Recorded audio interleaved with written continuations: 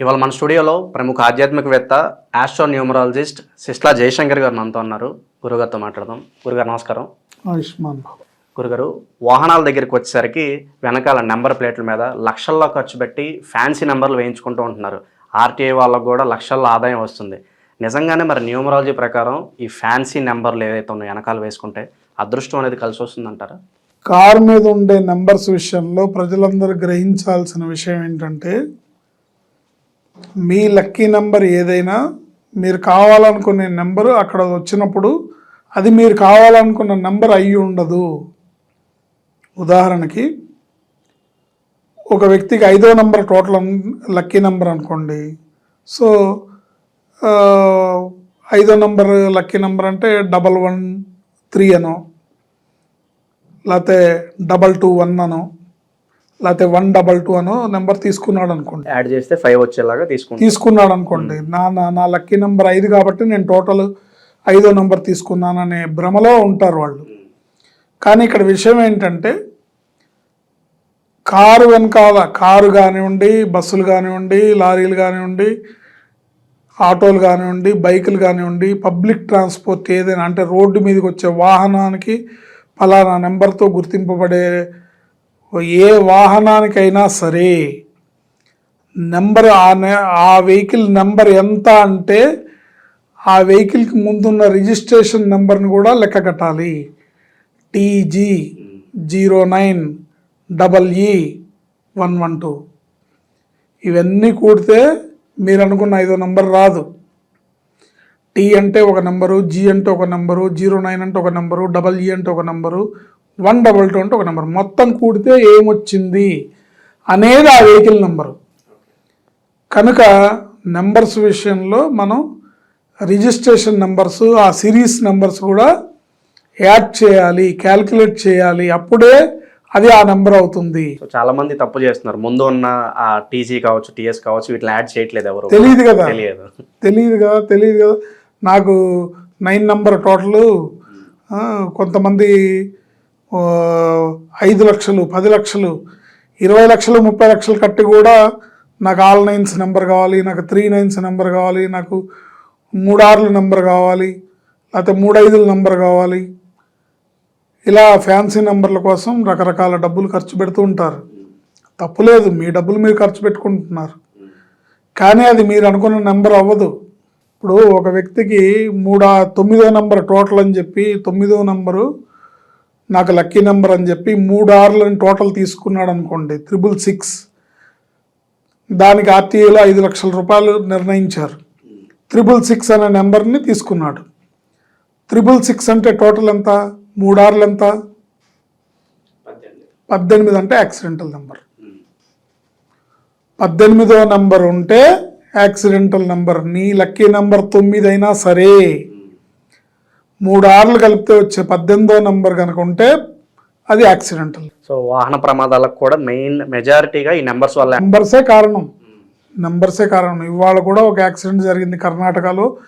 వేద విద్యార్థులు వెళ్తున్న వ్యాను లారీని ఢీకొని పలువురు వేద విద్యార్థులు తీవ్రంగా మరణించిన దుర్ఘటన జరిగింది. సో ఇవన్నీ కూడా కారణం ఏంటంటే, గ్రహాల యొక్క స్థితిగతులు, కొన్ని నమ్మి, కొన్ని నమ్మక, కొన్ని పాటించి, కొన్ని పాటించక, కొన్ని ఓవర్లుక్ చేయడము, ఈ నెంబర్స్ విషయంలో ఇలా తప్పిదాలు చేయడము, అన్నీ ఇప్పుడు ఒక అతను అంటాడు నేను ఈ జాతకాలు నమ్మను అంటాడు, ఇంకో అతను అంటాడు నేను ఈ నెంబర్స్ నమ్మను అంటాడు. నువ్వు దేని నమ్ముతావు? అసలు నువ్వు నమ్ముతావా? నేను దేవుని నమ్మను అంటాడు ఇంకోడు.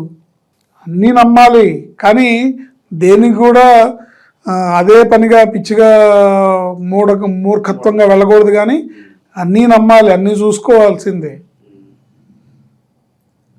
సో వెహికల్స్ విషయంలోకి వచ్చేటప్పటికి మీరు కేవలం ఆ 4 నెంబర్లని కనుక కూడినట్టయితే ఆ 4 నెంబర్ల యొక్క టోటల్ కాదు. ఆ నెంబరే కాదు, రిజిస్ట్రేషన్ నెంబర్ కూడా కలపాలి. సిరీస్ నెంబర్, రిజిస్ట్రేషన్ నెంబర్ ఉంటుంది, పక్కన సిరీస్ ఉంటుంది, ఆ పక్కన ఇంకో నెంబర్ ఉంటుంది. అప్పుడు ఈ 4 డిజిట్లు వస్తాయి. ఇవన్నీ కూడితే వచ్చే నెంబరే నెంబరు. కనుక నాకు ఈ నెంబర్ టోటల్ ఇప్పుడు అనుకోండి, ఇదే ఉదాహరణకు చెప్పాను కదా, ఏ నెంబర్ కూడా మంచిది కాదు, ఏ నెంబర్ కూడా చెడ్డదని కాదు. 9వ నెంబర్ నాకు లక్కీ నెంబర్ అని నీకు 18వ నెంబర్ టోటల్ వచ్చేటట్టుగా తీసుకుంటే యాక్సిడెంట్లు అవుతాయి. 9వ నెంబర్ లక్కీ నెంబర్ కదా అని మొత్తం కూడితే 36వ నెంబర్ కనుక టోటల్ వచ్చినట్టయితే ఆ వెహికల్లో కూర్చొని చేసే పనులు ఏ పనులు అవో, అన్నీ అస్తవ్యస్తం అయిపోతాయి. వెహికల్ ఎప్పుడు రిపేర్స్కి గురి అవుతూ ఉంటుంది. వెహికల్ ఎప్పుడు రోడ్డు మీద కన్నా షెడ్లోనే ఎక్కువ ఉంటుంది. సో ఈ లక్కీ నెంబర్స్ మాయలో పడిపోయి చాలా వరకు చాలామంది తప్పులు చేస్తున్నారు అంటారు. తప్పులు చేస్తూ మాయ పట్టం కాదు, లక్కీ నెంబర్ అనేది నమ్మాలి, చూసుకోవాలి. కానీ తెలిసి తెలియకుండా దరిద్రాన్ని కొని తెచ్చుకోకూడదు, బ్యాడ్ లక్ని కొని తెచ్చుకోకూడదు. సో మనం ఊహిస్తున్నది ఒకటి, అక్కడ జరిగేది ఇంకోటి. ఎందుకు అంటే కారణం ఇదే. సో ఆ నెంబర్ అనేది కరెక్ట్గా నిజంగా మంచి నెంబర్ అయితే ఆ వెహికల్ మనకి ఎప్పుడు కూడా ఎటువంటి ట్రబుల్ ఇవ్వకుండా, ఎటువంటి ఇబ్బంది పెట్టకుండా మన ముందుకు నడిపిస్తుంది. ఎప్పుడు టైం టు టైం దాని పని చేసుకుంటుంటే, దాన్ని టైం టు టైం సర్వీసింగ్ చేస్తుంటే తరచుగా రిపేర్లు రావటం కానీ, రోడ్డు మీద ఇబ్బంది పెట్టడం కానీ ఎక్కడ కూడా ఎటువంటి పరిస్థితి లేకుండా, ఇబ్బంది లేకుండా జరుగుతుంది. చాలామంది సెకండ్ హ్యాండ్స్ వెహికల్ కూడా తీసుకుంటారు సార్, నెంబరు ఆల్రెడీ రిజిస్ట్రేషన్ పేరు మార్పించుకుంటారు, అయినా కూడా ఇలాంటివన్నీ పాటించరు మళ్ళీ. సో ఉంది కదా ఆల్రెడీ రిజిస్ట్రేషన్ అయ్యింది కదా అని చెప్పి ఇలా వదిలేస్తూ ఉంటారు కదా. సెకండ్ హ్యాండ్కి కూడా ఇది వర్తిస్తుందంటారా? దేనికైనా వర్తిస్తుంది. యజమాని ఎవరు, ఆ నెంబర్ ఏంటి, యజమానికి ఏది సూటబుల్, దీంట్లో రాంగ్ నెంబర్ ఉందా, దీంట్లో మంచి నెంబర్ ఉందా. ఇప్పుడు దాంట్లో వెహికల్ నెంబర్లో రాంగ్ నెంబర్ లేదనుకోండి, వెహికల్ యజమానికి అది లక్కీ నెంబర్ కాకపోయినా అది ఇబ్బంది పెట్టదు. దాంట్లో రాంగ్ నెంబర్ ఉన్నప్పుడే ఇబ్బంది పెడుతుంది. ఓకే, ఇప్పుడు ఉదాహరణకి ఒక వ్యక్తి ఉన్నాడు, మామూలుగా వెళ్ళే వ్యక్తి ప్రమాదానికి గురి కాకపోవచ్చు, అదే బాగా మద్యం సేవించిన వ్యక్తి ప్రమాదానికి గురి అవుతాడు. అట్లాగే ఆ నెంబర్లో రాంగ్ నెంబర్ ఉంటే తప్పకుండా అది ఇబ్బందులకు దారితీస్తుంది, ప్రమాదాలకు దారితీస్తుంది, ప్రాణహానికి దారితీస్తుంది. కనుక వాటిని మనం చూసుకొని డేట్ ఆఫ్ బర్త్ ని కన్సిడర్ చేసి, డెస్టినీ నెంబర్ అన్నిటిని కన్సిడర్ చేసి, రాంగ్ నెంబర్ లేకుండా చేసుకోవాలి. వెహికల్ నెంబర్స్ గురించి ఎన్నో విశేషాలు తెలియజేశారు గురుగారు. ధన్యవాదాలు.